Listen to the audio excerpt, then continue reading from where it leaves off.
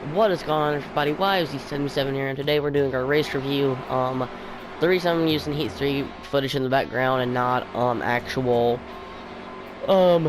clips from the race is because one, they get copyrighted, and two, I don't want to wait as long as you'd have to where you're actually able to use them, because I just want to get this as quick as possible to give you my opinion on the race. So we're going to do the quick race recap like always to begin the video. Basically, Stage 1, nothing really too exciting happening. Now, there was exciting racing. There's just nothing real big to talk about. And so Stage 1, in the end, ends up going to Kevin Harvick. Stage 2, Suarez almost gets wrecked coming on the pit road to do green flag pit stops with like 30 to go.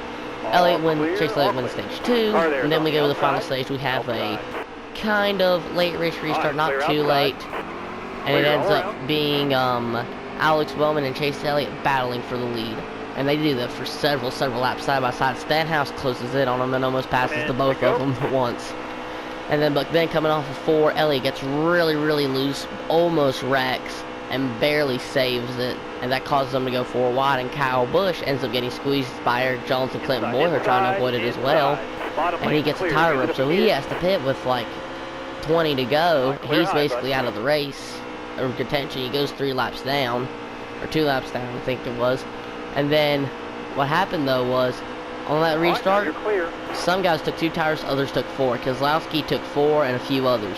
And Keselowski's driving up through the field, and he ends up getting to Bowman's bumper, but wasn't really able to pass him for a while. They battled for several laps, and then with about 7 or 8 to go, he finally gets by Bowman, but Bowman's still right there. He's still right on his tail, and it looked like he may be able to run him back down, possibly, but not likely. But then with 6 to go, Matt DiBenedetto blows up going down the back straightaway. Caution comes out, and we have an overtime. And Keselowski got a really good restart, got ahead of all of them, and ended up winning. Bowman finished 2nd, and then there was a little controversy. Boyer was mad at Eric Jones for blocking him when he had such a big run, and he lost several positions on the last lap because of that. And so going down the back straightaway on the cooldown lap, he kind of gave Jones a nice little bump. Showing his displeasure, and they had a little argument of words on pit road. And then that was about the end of that. And then they do the interviews with him, and then that was the race. So, Keselowski wins, Bowman 2nd, Stenhouse 3rd. And now, to talk about the actual race, it may sound boring, but honestly, the whole time it was amazing races, battles all over the place. I mean, there was amazing racing the whole time. So many different leaders too, throughout. No one really dominated. Kevin Harvick led a lot early. Clinton Boyer led some. Kurt Busch led some. Bowman, Elliott, and then Keselowski there at the end. So Blaney, no, not Blaney. I'm sorry. And a few others led some. So, you know, it was a really good race with many leaders and not many cautions, and it was still amazing. Even the finish with the overtime was good. And now I am really upset that Alex Bowman didn't win. I'm sure a lot of people are. Even if they're happy for Keselowski to win, I'm sure everyone wanted most people wanted Bowman to end up winning, just like that. But for Bowman, that's his 3rd straight 2nd place finish, and I think he didn't seem too discouraged either. He seemed to be happy to finish 2nd again to show that he's that good, which is good. So, and to show he has speed on mile and a half, he does have a chance to possibly go out in 600, and if he does good, again, have a chance to win. And maybe even the All-Star race if he's able to race his way in. So, it was really good. This was definitely what NASCAR wanted when they made this aero package. The first few mile and a halves weren't really nothing too exciting. As you can tell, probably they weren't really too good. They were pretty good. They were a lot better than in years past, but they weren't even close to as good as this. And I think that's really good for this aero package, because that's exactly what they wanted. And look at this, Keselowski's leading. Wow. The odds of this happening. Okay. And then, so I think this is definitely what NASCAR wanted and definitely what they needed. Amazing mile and a half races.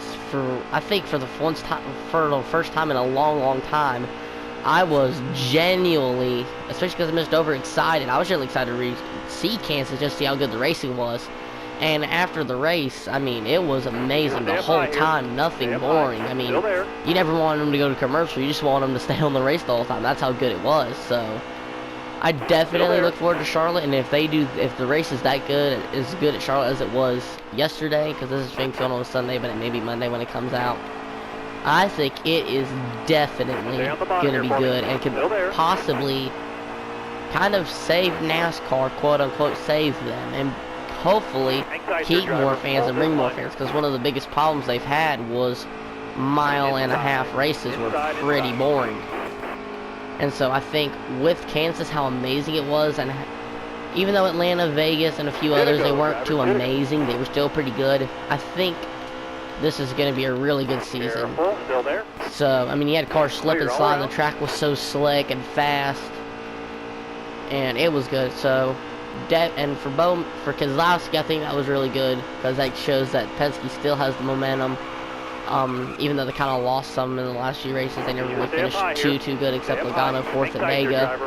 And for Bowman as well, to get all those second place finishes, I think it was really good for him. So, all in all, definitely good for a lot of drivers, and even for Chase Elliott, because even though he didn't win, he went up there and led a lot again.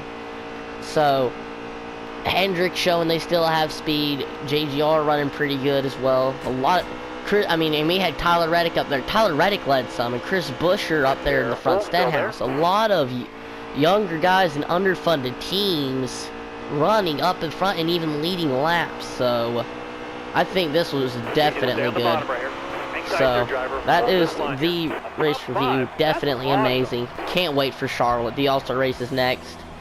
So yeah, hope you guys enjoyed this video. This has been a YZ77 NASCAR race reviews.